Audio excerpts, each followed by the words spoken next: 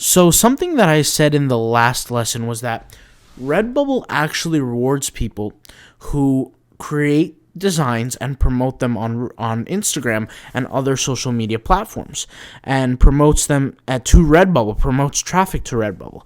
And the way Redbubble actually does this is they have something called the featured artist list. Okay, and you could actually see it by here. If you click on the search, you can check here the top artists.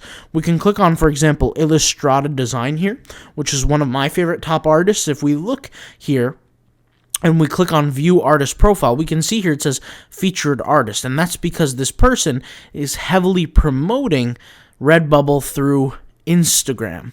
And so if you want to increase your chances of becoming a quote-unquote featured artist, if you want to be one of those artists that gain attention from Redbubble, right, and Redbubble to favor you from that kind of perspective, then what you can do is you can promote Redbubble through your designs on Instagram, and that will give you a chance at gaining success on that kind of level. Now, is it a guarantee?